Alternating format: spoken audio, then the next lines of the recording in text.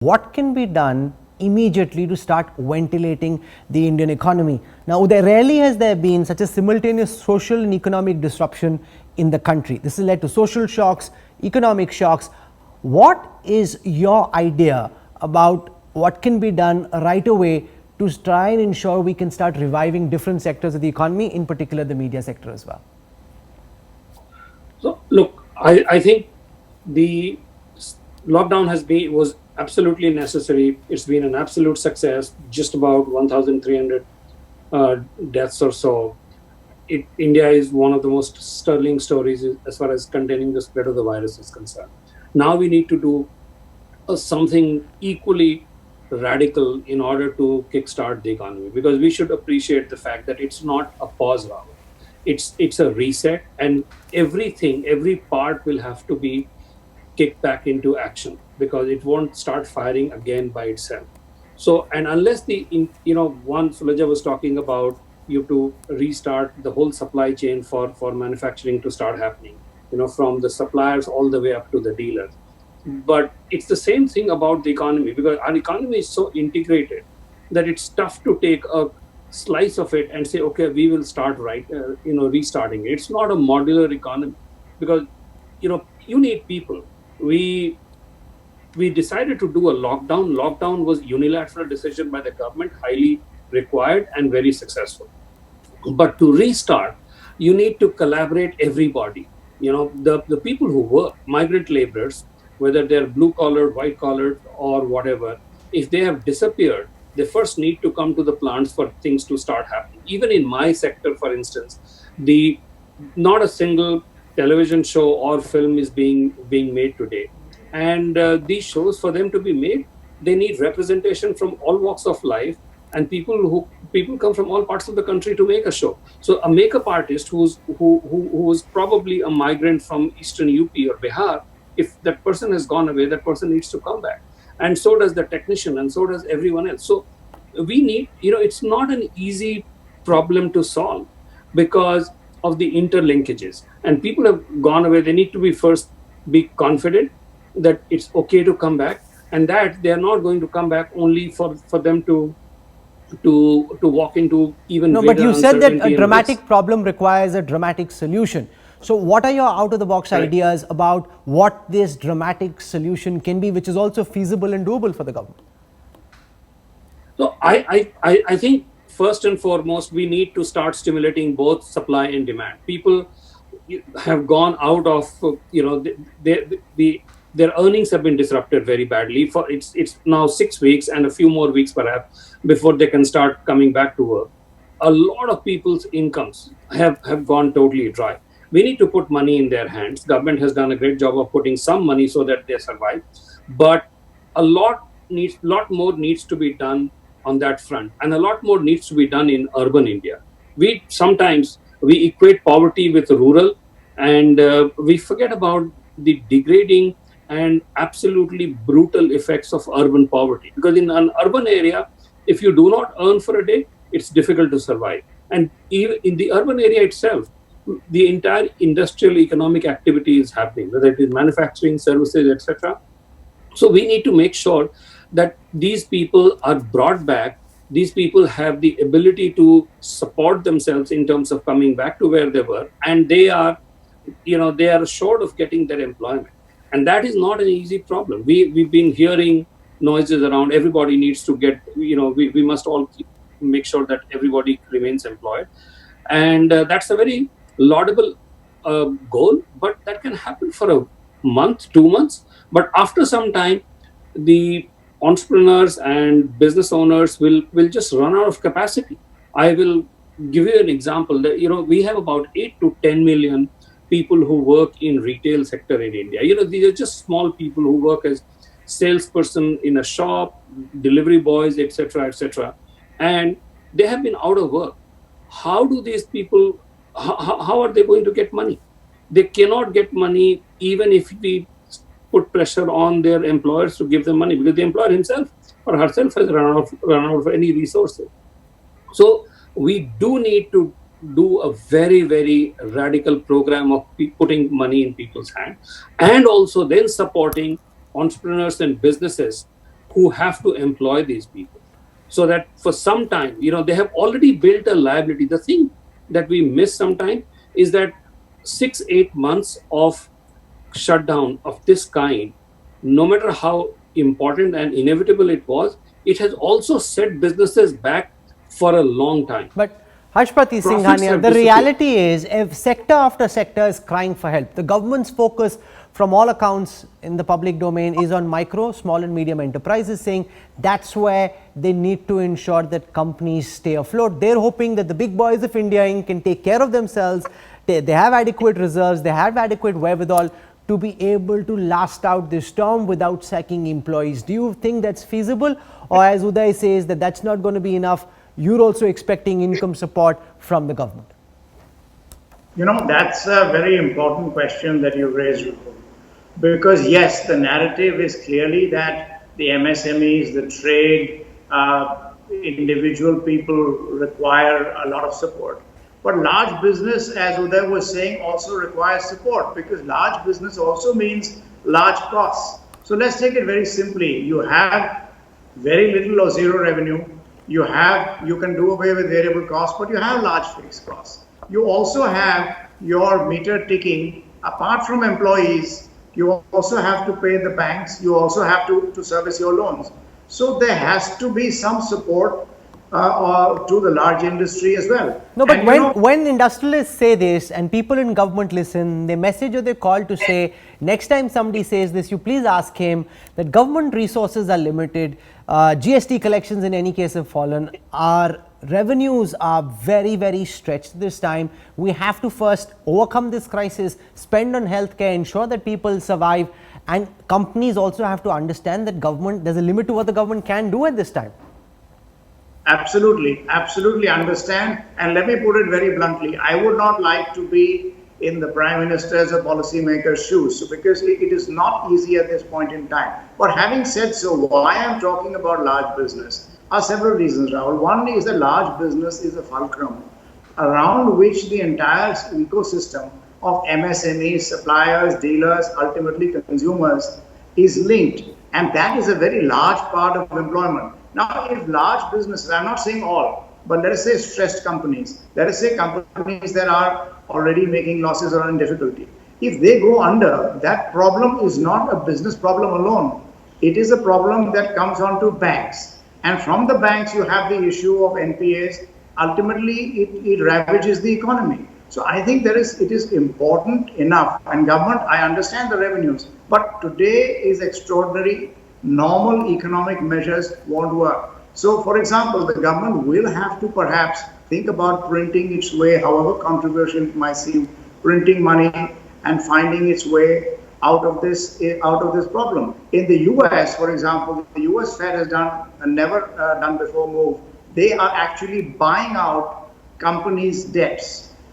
In the UK, the government is giving a certain percentage to each company to say, all right, this is what we will give you for wage support. This is what we will give you to support your, a special COVID situation, inactivity. So these are unconventional Sure, things. but Naina Lal Kidwai, you worked across geographies, and people in government, when they're listening to the likes of Harshpati Singhania, will say, you cannot compare what the Indian financial system and the Indian government can deliver with what's happening in Europe, what's happening in America, what's happening in Japan. We are not in the same weight category. We have multiple restrictions, and whatever is the best that we can do has to keep in mind the limitations the Indian government has to deal with. Ms. Kidwai. So I would say that let's look at what others are doing and then obviously apply it to India for what makes sense. And I would agree with what Harsh has to say, because at the end of the day, if you take a sector by sector approach, so there's a problem in the auto sector, you have to look at it from soup to nuts, right down to the MSME, the supplier, the dealer, the consumer, right up to the manufacturer who is your big guy. Because there's no point looking at the tail trying to wag the dog or the head trying to wag the tail. You have to look at the entire chain. And to do that, you can't ignore, for example, in the auto sector, you could argue that the players, the manufacturers are all big boys, let them look after themselves. But in the process, while they look after themselves, there'll be delayed payments to the MSMEs. Isn't it better that you help the big guys and ensure that they in turn are paying the MSMEs early rather than late, so that you don't end up having to support the MSMEs with money for free, because you would rather that it happens the way it should. Having said that, because there has been such a setback now over the last couple of months, and a sector which was already looking weak, as it turns out, our suggestions from FICCI for MSMEs is that we help with interest-free loans and collateral-free loans for a period in order, and in fact our studies show that if it's 1 lakh crore loans at, say, you take a cost of 8%, it's about 8,000 crores, which is not going to break the bank for the government. So the government providing some support to MSMEs, but on the other hand, aid big industry to help the same MSMEs that it is dependent on. Otherwise, it's only going to be government supporting MSMEs, whereas actually you need to get that entire chain supported, which will mean less dependence. Okay. Dr. Sangeeta Reddy, are there any ideas government that you have to offer about what industry could do to help itself? To seek help from the government is one thing, and the government says they're in the process of putting out a second stimulus package, and there'll be multiple in the weeks to come. What are the ideas that you have about how industry can collaborate across sectors to try and make life a little easier and to try and lessen the expectations and the burden on the government? So Rahul, clearly I think industry by nature of itself springs into action the minute there's a crisis. So they are looking innovatively at what they can do with their existing infrastructure. First, they've reached out to say, how can we help? So you know the textile manufacturers are now manufacturing PPE. There's a social intent, but also now people who are in automobiles and defense are now looking at what can we do in medical equipment manufacturing. So I think industry is being creative, is being proactive, and is bracing for the impact. But I think that's not what we're looking for. For a minute, let me just, kind of reset. We made history with that lockdown. We have definitely as a country, and we're proud of this, by the fact that, we are going to emerge out of this relatively unscathed. But we also need to understand that unless we do something soon, then the impact of the economic crisis is going to be far higher. The second thing is, everybody is calling it unprecedented, but we're not talking about creating a new rule book. All the facts which are being looked at of, FRBM norms or solvency or ratings or all these, is the old rule book.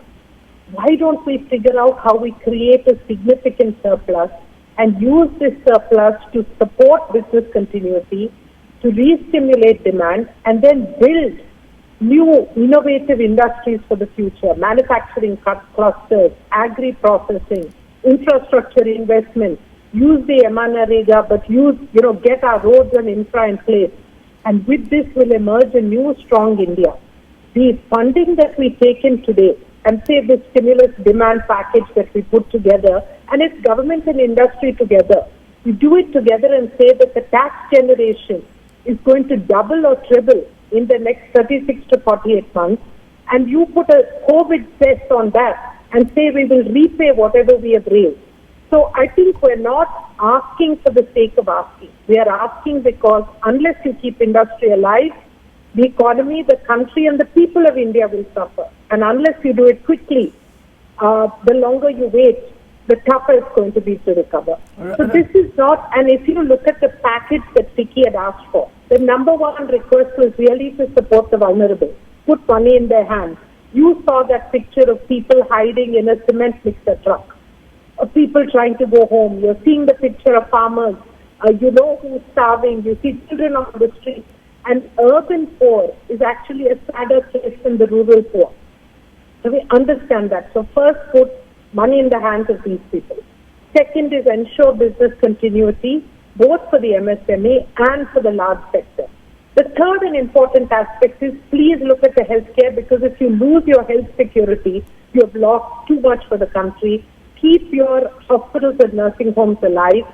Then we move on to say invest in the future of the country. Like I said, with roads, with agri, with new age industry and AI. Now, Rashesh So Shah. it's a uniform package. But the only point I'm trying to say is let's change the rules of the game and let's dream for a strong India together. This is not just about the government giving money. This is about industry, people, and the government all working together. And the last point which I want to make, which I think is important in this context, is we have to remove the fear and bring back the confidence. And that is, I think, at the root of all the initiatives that we take. Rashesh Shah, the financial sector was already stressed. Yeah. The ghost of bad loans hanging over the NBFC sector. Now, after what happened with Franklin Templeton, we've seen a bit of a meltdown in the corporate debt sector, especially for non-AAA rated bonds. What do you think should be done? The RBI has already fired all the bazookas that it possibly could. What can be done more at the fiscal level by the government to try and ensure that there is solidarity, there is strength and some sense of confidence in the financial services sector? Absolutely.